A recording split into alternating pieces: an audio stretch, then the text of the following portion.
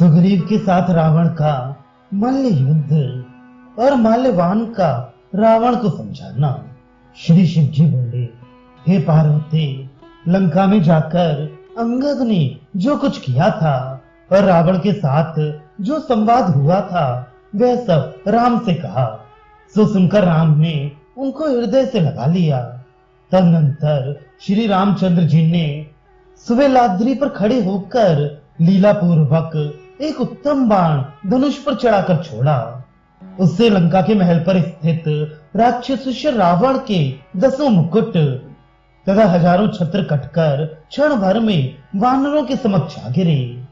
इतने में राम के आगे खड़े सुग्रीव ने जो अंगद के मुख से ये सुना कि रावण सीता को देने के लिए तैयार नहीं है, तब अतिशय कुपित होकर वानरों में अग्रणी सुग्रीव उड़कर लंका में जा पहुंचे, जहां की महल पर छत्र तथा किरीट रहित अत्यंत व्यग्र मन से रावण बैठा था।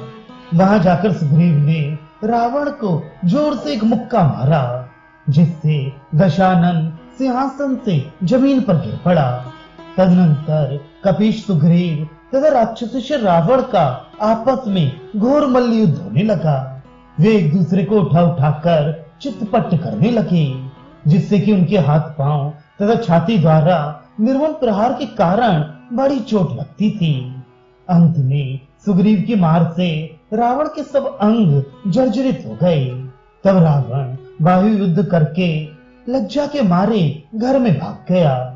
उसी समय उसका मुकुट छीनकर कपीशर सुग्रीव राम के पास आ गए और भक्ति पूर्वक नमस्कार करके सब समाचार कहा।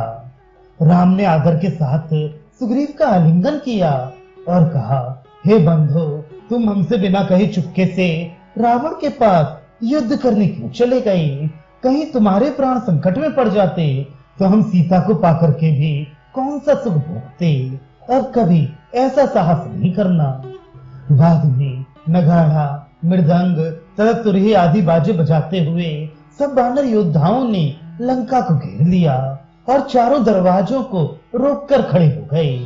तत्पश्चात राम ने वह रावण का मुकुट प्रसन्न होकर सेनापति अंगद को दे दिया और लंका को घेरने के लिए उसे भेजा।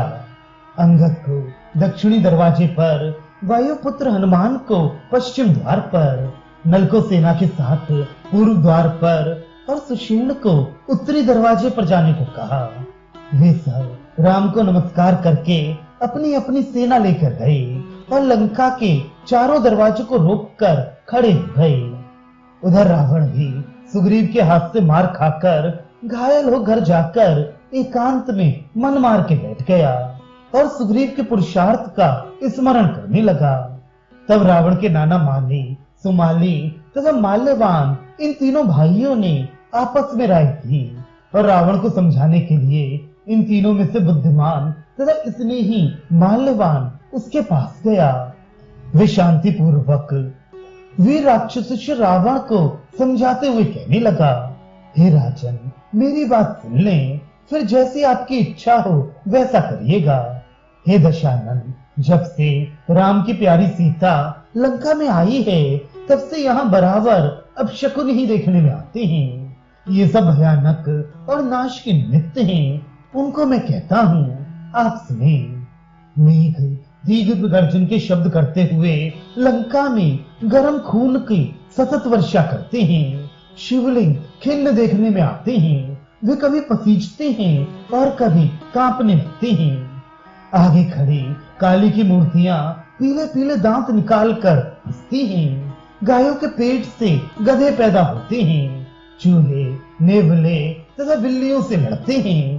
सांप गरुड़ के साथ युद्ध करते हैं। कभी कभी कराल काल सिर मुड़ाए काले पीले पुरुष का रूप धारण करके लोगों को पकड़ता हुआ दिखता है।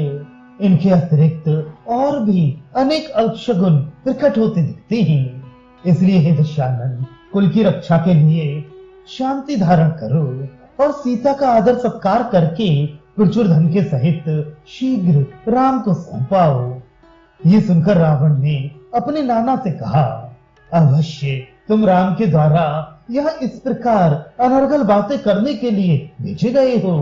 अस्तु, जो हुआ सो हुआ, अब तुम यहाँ से निकल जाओ।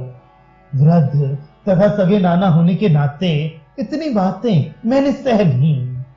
तुम्हारी बातें हमारे कानों को जलाए दे रही हैं।